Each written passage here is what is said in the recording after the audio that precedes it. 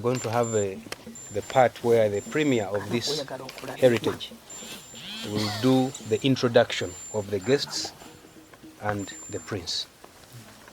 Yeah. Salongo Warugembe Mutesa, Salongo Basamura, Mwanga, Chiwamirembe Chirevu Mukasa, Salongo Bukajumbe Daudi Cwa, Salongo Mutesa Olukoba, Salongo basinze nnyo basinzege, Salongo basinze n'obusiro bwonna, basinze n'amafumu gammwe, basinze n'engabo zammwe, basinze n'emisambwa gyammwe, basinze n'abalongo bammwe, Salongo basinzege. Mwebale okukuuma ekibuga n'okukiyonja. Mukama wange Warugembe Mutesa, tuli mu kibuga kino mutuntu muno nga muzzukulu wammwe Omulangira Ndawula Salongo wamu n'abagenyi be bayise nabo, era abagenyi bo Ssaalongo bali mu kibuga muno nga bazze okulambula ku kibuga kyo. Ssaalongo okulaba muzzukulu wo gy'asibuka era kye kituleese mu mbuga yo mu ttuntu muno ayi beene. Ssaalongo tuzze n'ekita ky'omwenge n'akatta mukago. Ssaalongo nga muzzukulu wo bye bimukulembedde okujja mu kibuga kyo kino okweyanza buli kimu kyonna Ssaalongo ky'omukolera kyemumukoledde mu bulamu bwe byonna byatuuseeko obuko akulembeddwamu bannaavaabo ne basaava n'ebibuga byammwe byonna naddala ekibuga eky'e Kasubi wamu n'ekya jjajjaawo Kamaanya e Kasengejje.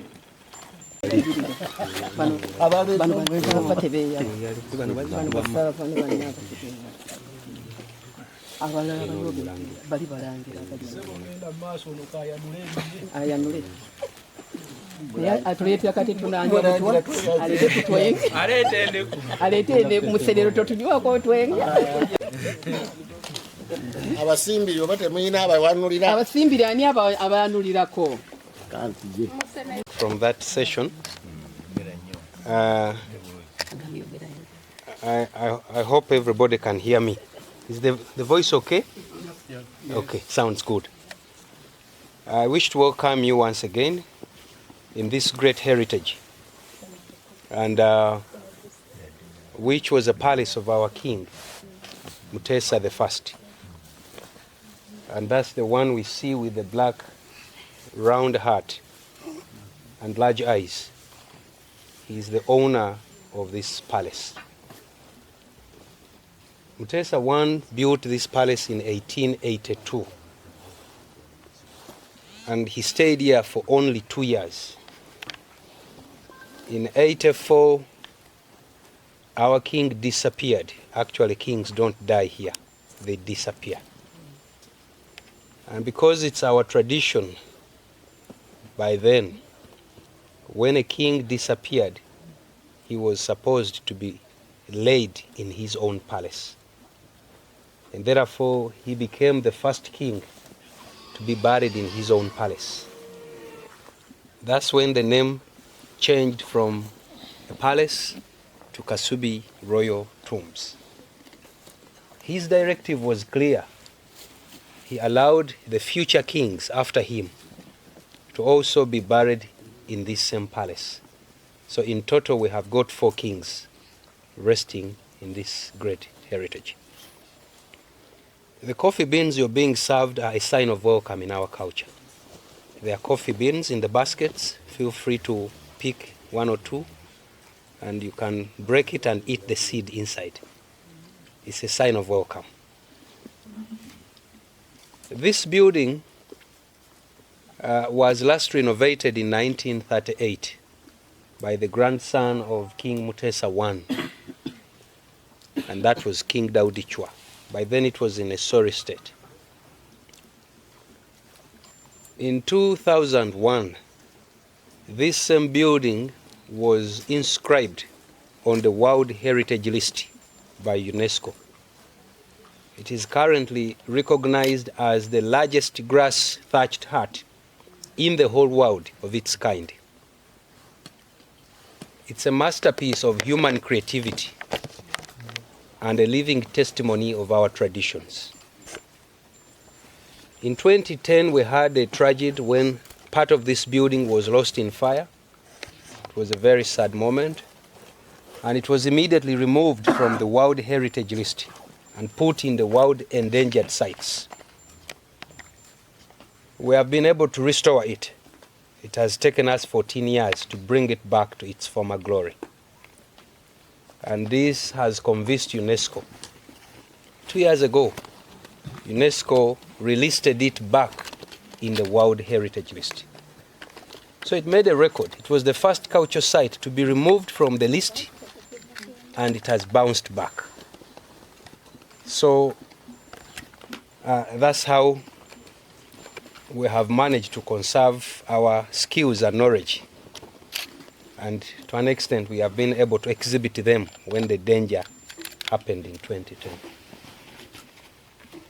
The king in the middle, Mutesa I, was born 1835, and he was the 31st king of Buganda. He's the king who welcomed the first European explorers like John Speke and James Grant. The two were trying to find the source of River Nile, and they later found it in Jinja.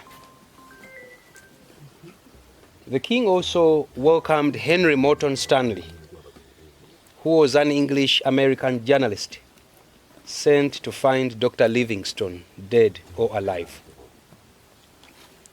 He found him in Tanzania at a place called Ujiji, and that's where he said the common slogan, Dr. Livingstone, I presume.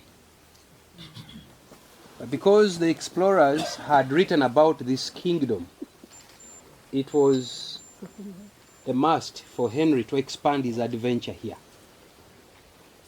And so he met our king. By then he was not living here. He was living on a different hill where we now have the Catholic Church in Kampala, Rubaga. But after outbreak of smallpox, he was forced to leave it and he settled here in 1882.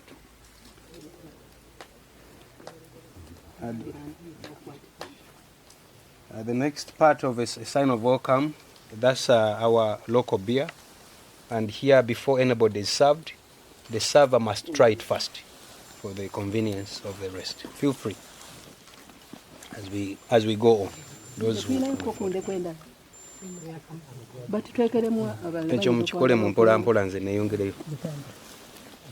So, through Henry Morton Stanley, our king was introduced to the Western culture, which was reading, writing, and Christianity. What triggered the king's attention was the reading and writing part. Honestly speaking, we did not have formal literature of our own. By then, the history, the skills, the knowledge have been orally handed down from one generation to another. And so when the king heard about reading and writing, he was so interested and asked Stanley to send him teachers who will teach his people those skills. Basing on that fact, we greatly remember Mutesa I for his visionary support of education in our country, Uganda. The king was succeeded by his son, the one with the white turban on his head, the picture next to him, and lots of beards. That was King Daniel Mwanga. He was a king between 1884 until 1903.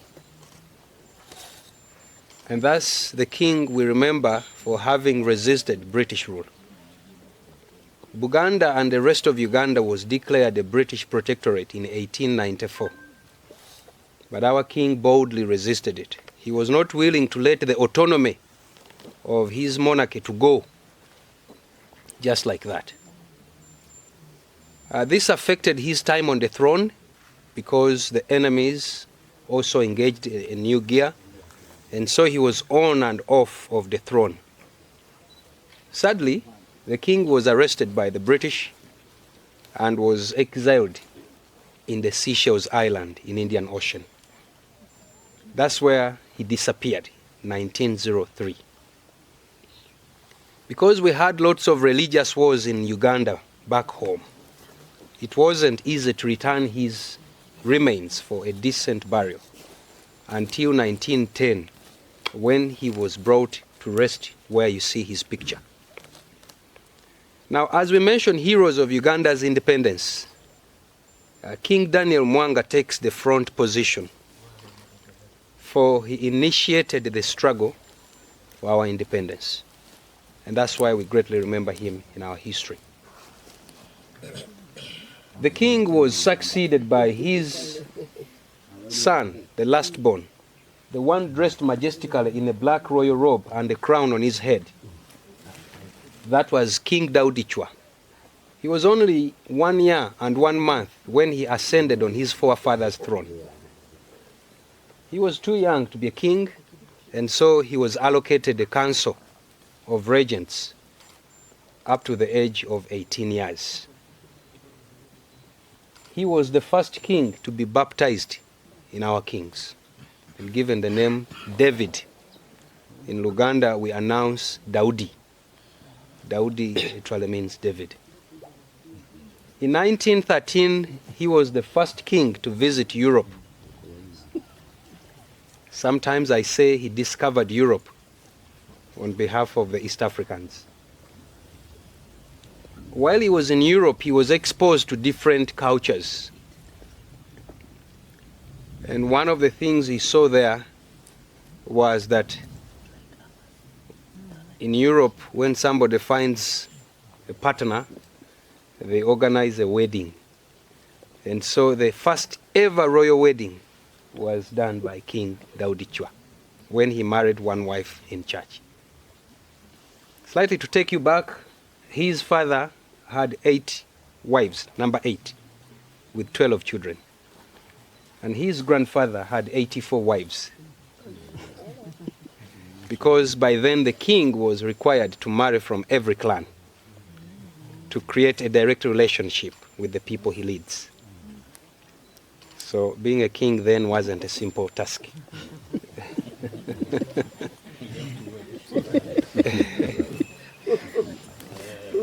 And so King Daudi Cwa was also the first king to introduce girl child education. Before, girls were not going to school. But while he was in Europe, he noticed that boys and girls go in the same classroom. And there were some that achieved professionals. They were serving their countries. So he came back and enforced girl child education. He's the same king that allowed ladies to start eating chicken and eggs. Initially, it was a taboo in our culture. Ladies were never allowed to eat chicken and eggs. I think it's the reason why ladies like him most compared to other kings. King Daudi Cwa introduced football in Uganda. In Europe, they have FIFA. When he came back home, he registered FUFA. He changed I to U, Federation of Uganda Football Association. So he was the first FUFA president ever. The same king introduced coffee and cotton growing and industrialism. These all started during his time. So his reign was mixed with the traditional lifestyle and the modern lifestyle. The king in 1939, he disappeared and is resting where you see his picture. He was succeeded by his son, the last picture, the king seated on the throne. That was, he's a king who had a very long name. King Edward Frederick David William Luwangula Mutebi Mutesa II. He had a sentence name. Born 1924 and was crowned the king of Buganda in 1942. By the time he ascended on his forefather's throne, the king was just 15 years. And he was a student at King's College, Budo, in Uganda. These are schools which were built by the first missionaries here. He later joined Makerere College before it became a university.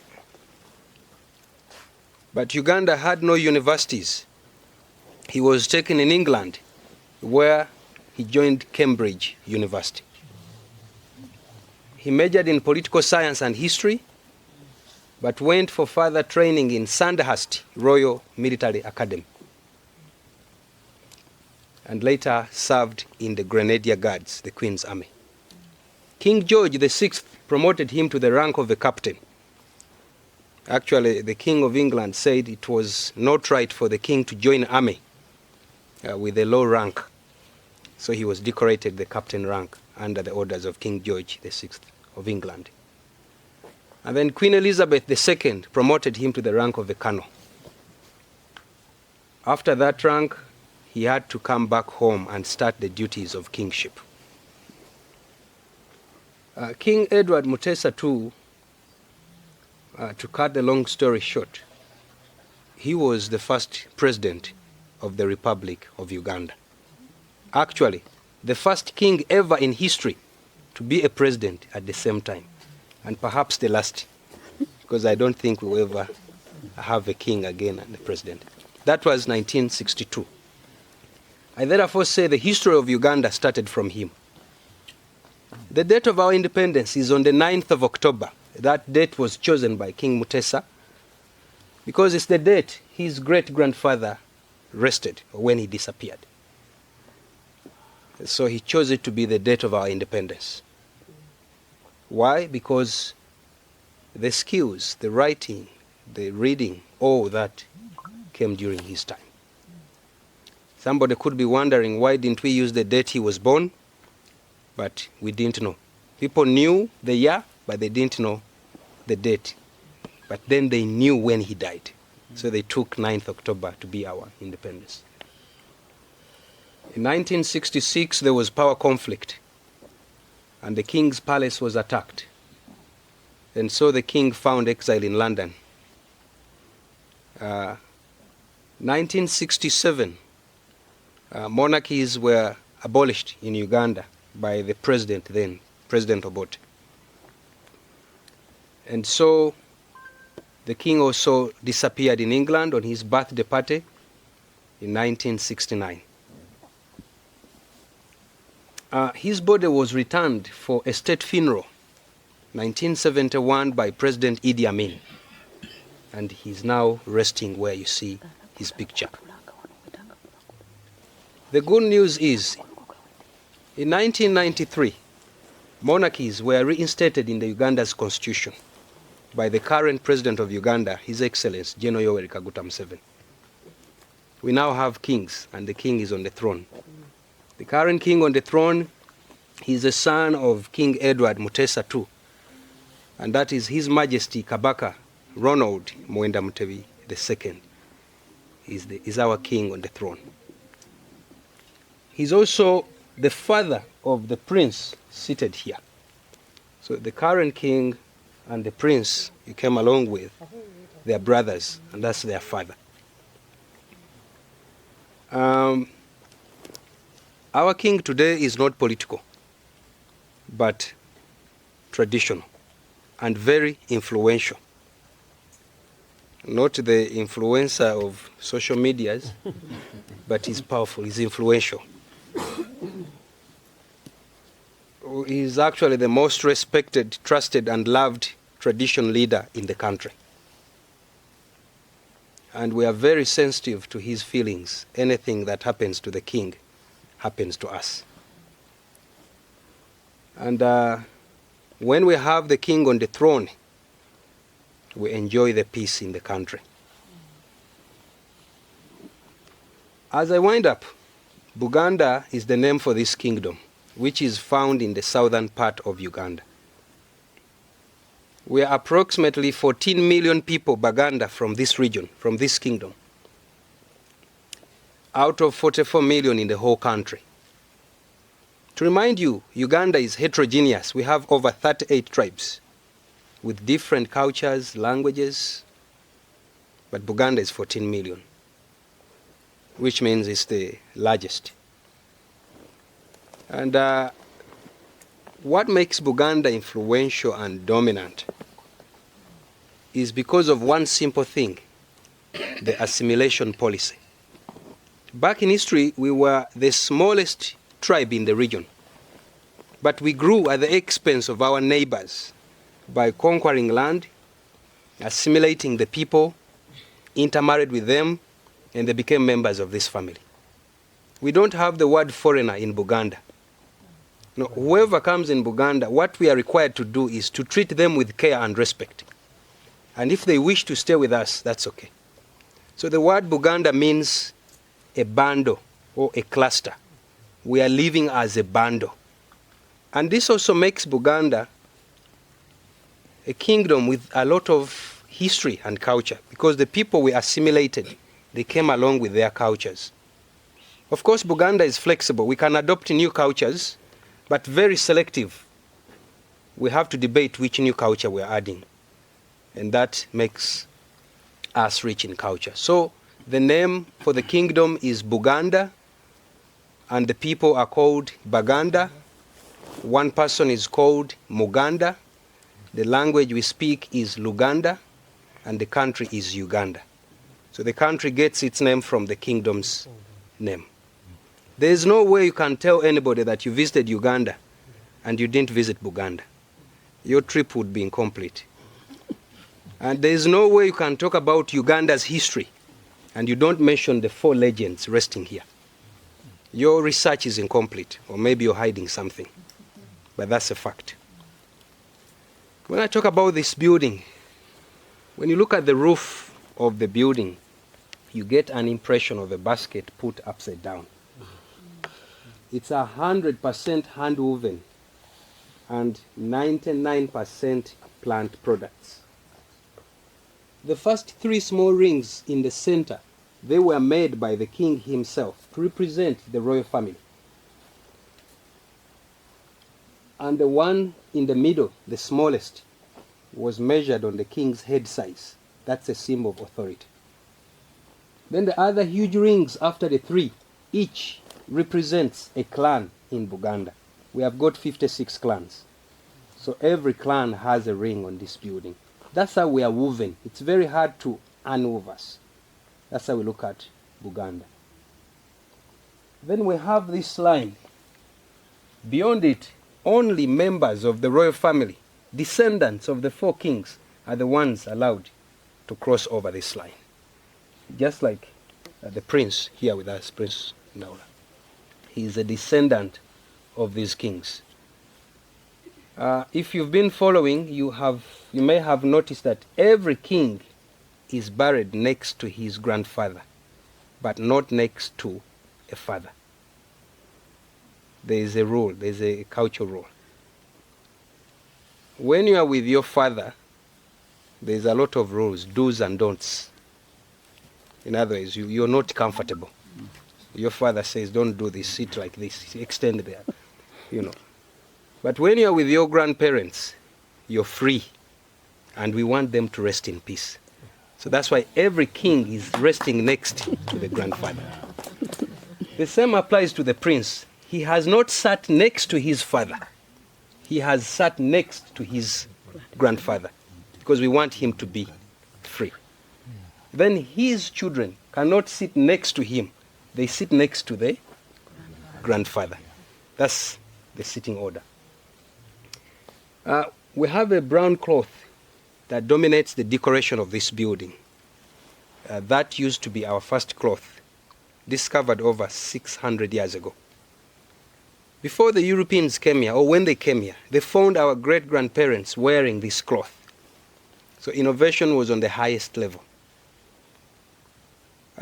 In history, our grandparents tried to wear animal skin, but it was uncomfortable on their body. And the cost of acquiring one was expensive. You have to kill an animal, and then you wear that skin, and somehow you look like it. So Baganda are very, very tricky. So they discovered this cloth. We get it from a tree skin, a tree bark, which we call fig tree. So we peel off the tree bark gently without hurting the tree trunk. And we pound it with a grooved wooden mallet so that it can expand at least 10 times from the original size. And when we sun dry, it turns this color. That's its natural color. There are no chemicals added. We don't abandon the tree. We go back and plaster it with banana leaves so that it can heal and produce a new skin after 5 months. What an eco-friendly activity our grandparents discovered.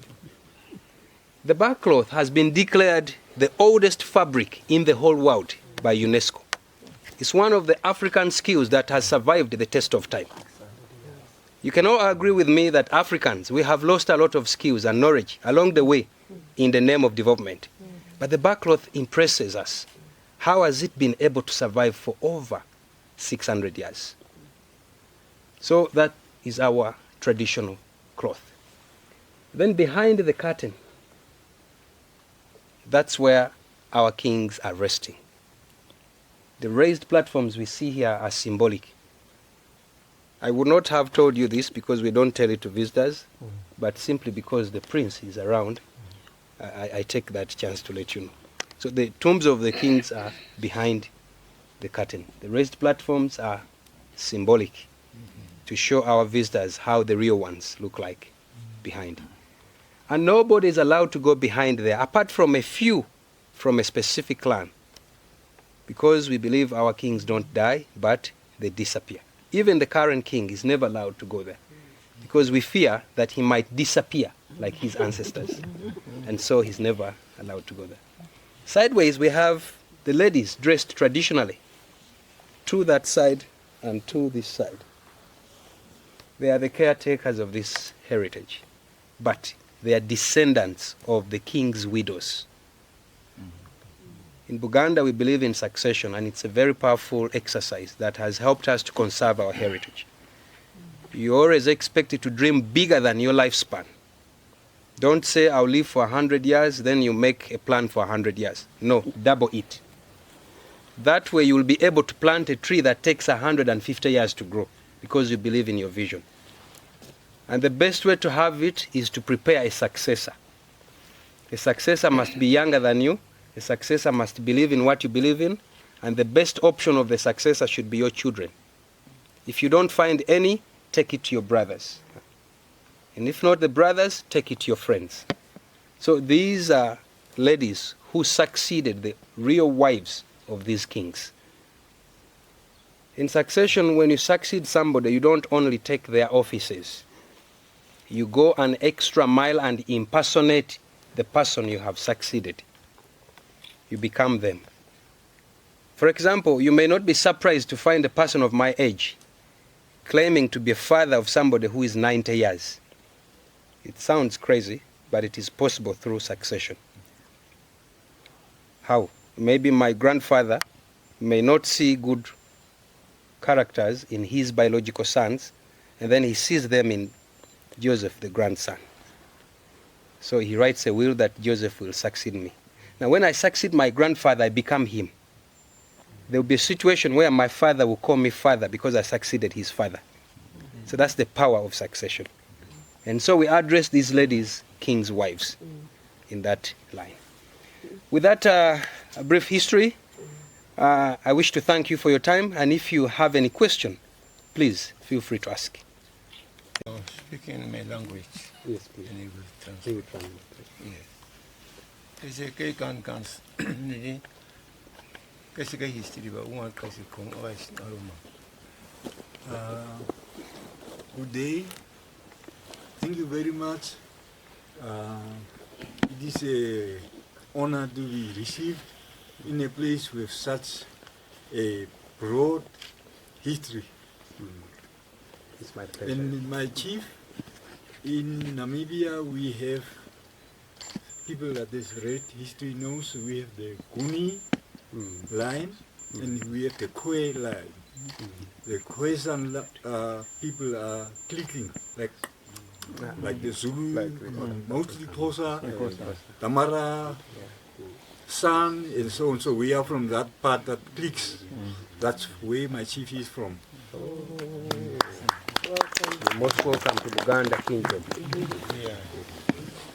Nesi kuda ke ki kau ya ubakata ke asau koni kau tis aromas mari chotwa simadian kasaneta nga urutominga ho.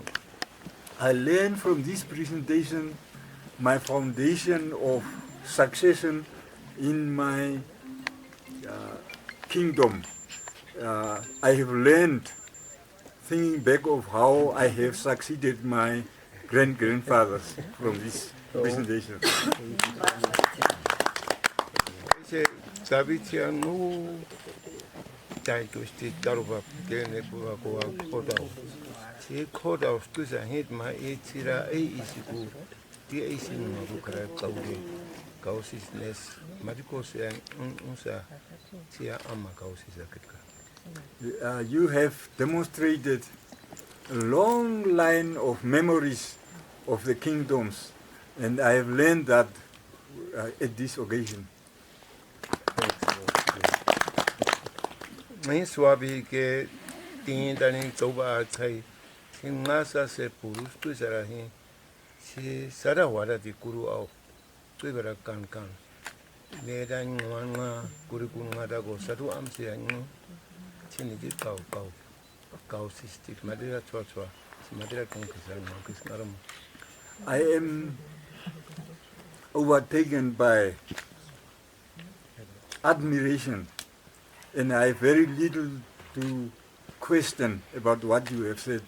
This was just a learning for me, and I am overwhelmed by admiring what I am hearing, rather than asking questions.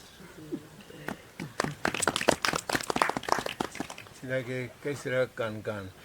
Jadi kau sistem sada wada kara thai, habe kau kian ko tuiba, nokpa iska karoni rakon kisa.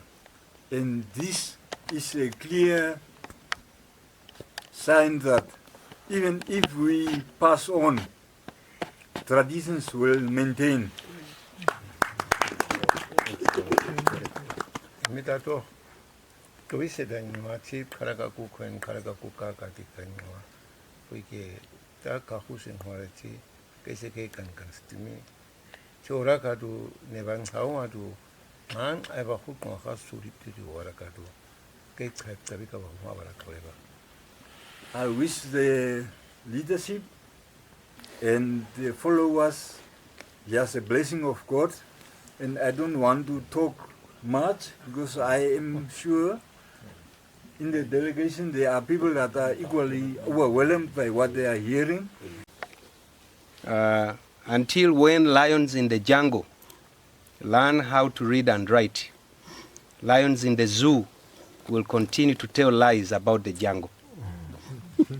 If we don't conserve and write our own history, some other people will write it the way they know it.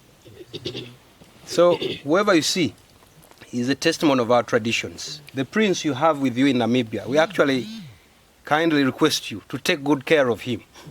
He's a son of the royal drum here while he's in Namibia. We trust that you will do that very well. Thank you very much. In case you wish to make any thanksgiving to the caretakers, the ladies, you can put in any of the basket. You can put in one or any. It's not a must, but that's up to you. I will greatly do so. It's my pleasure. Thank you so much, and we are indeed grateful to be welcomed. I would first introduce my kings, and first we start with His Majesty Chief Kasubi, as he already spoken.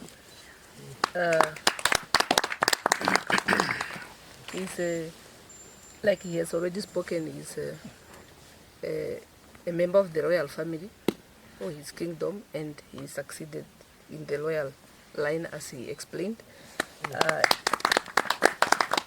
In addition to his majesty role, he is also the chairperson of all the traditional authorities in Namibia. Oh. You're most welcome. And followed by him is King Philemon Nangolo, well known as King Shumbwa. He is also a king of Ondonga Traditional Authority, where your prince is residing. Is in his jurisdiction. And he is also my king. Although they are all my kings. So he's my father and grandfather. So, and then he is also the deputy chairperson of the Namibia Traditional Authority Council, which represents the 53 traditional councils. So they are both, he's a chair, he's a deputy chair. And he is also a chairperson of the traditional authorities in Namibia came together and created what we call the Namibia Traditional Authority Trust. So he's the chairperson of the trust. And then next to him is His Majesty Sem Kambadembi. He's for the Kambadembi royal family. He succeeded his father. And he's we have he's a member of the Traditional Authority Council. He also served there as a member, but he is also a chairperson of the Traditional Authority Business Company. So we have created a business company for all the Traditional Authority, and he is chairing that business company, His Majesty Kambadembi. And the gentleman who's a linguistic and historian, former soccer player, and yes, he used to be very popular in his years. Okay. He's now a traditional council, senior traditional council, means like a sub-chief under chief gossip.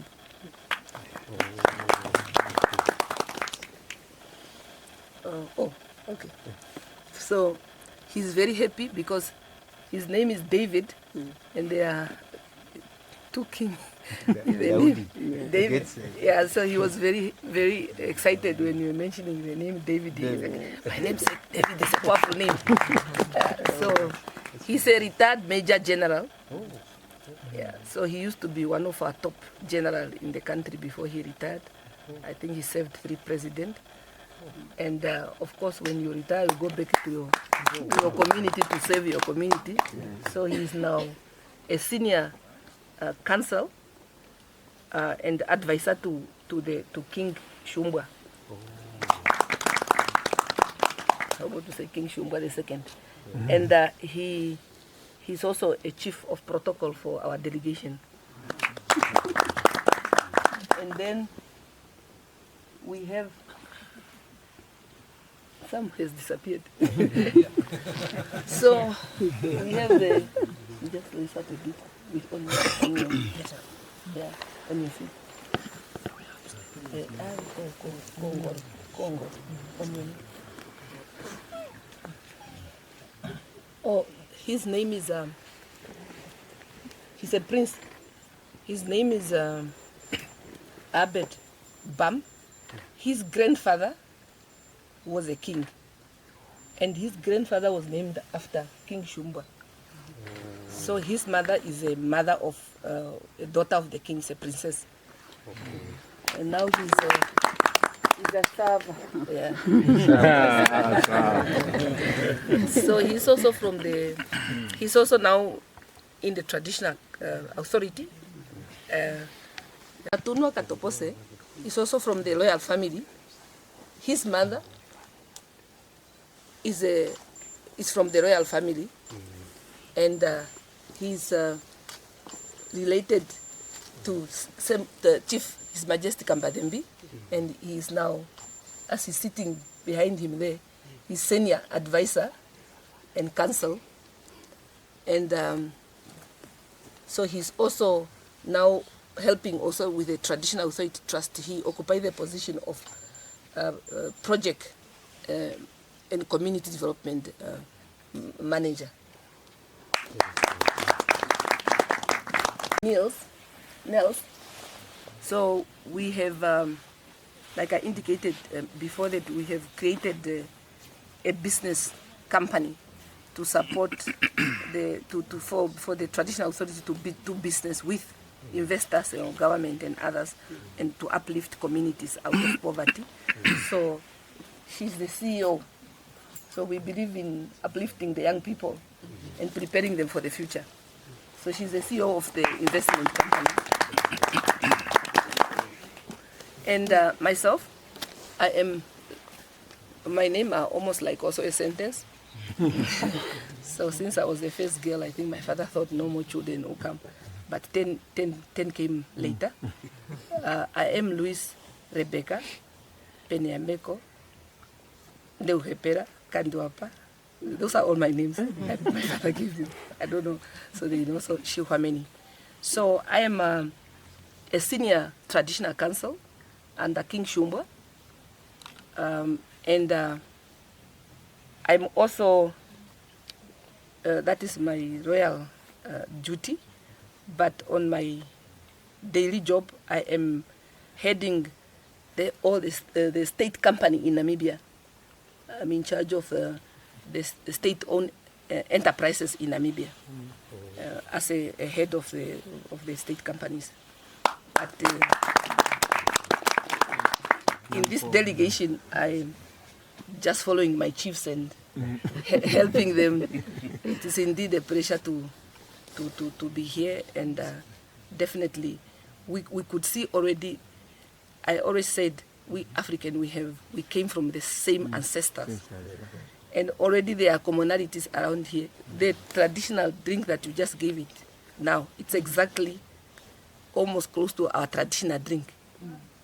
And it's also served in calabash. Yeah, so we might even find 1,000 commonalities. We definitely came from the same ancestors, and we are very happy to be here. And profoundly honored to have such a majestic delegation in this great heritage.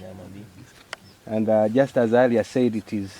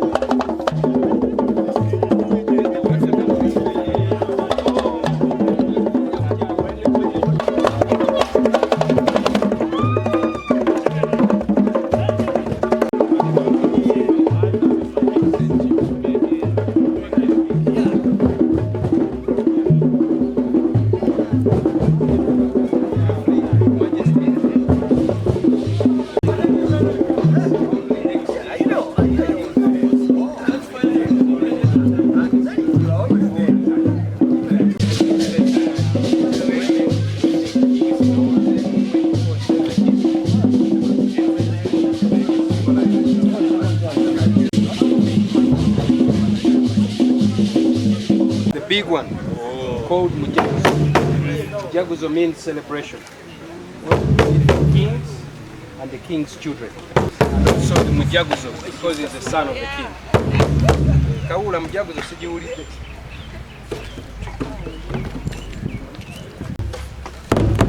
That's the only thing for the kings and their children. It's the first draft. That's why okay. Very good. Where is that?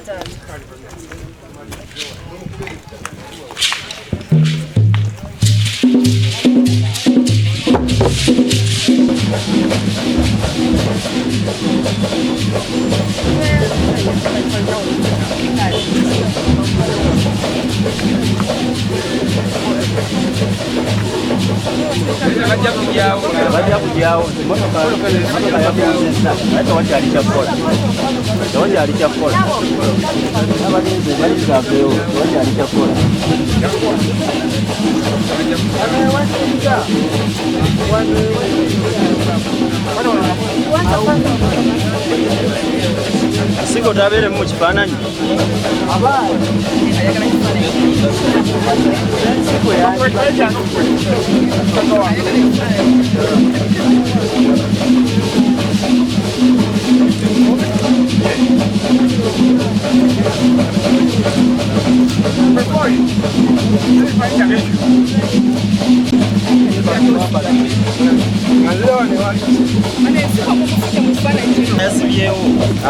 Adeyeri Mwanga. Muzana we yongera ku maso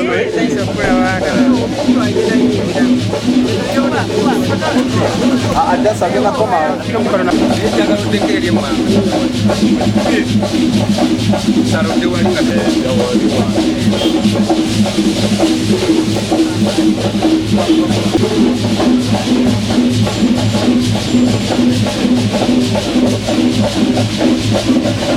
tugenda kukuliziganya byakuliza koko ndo namba yokuli Obimanyi.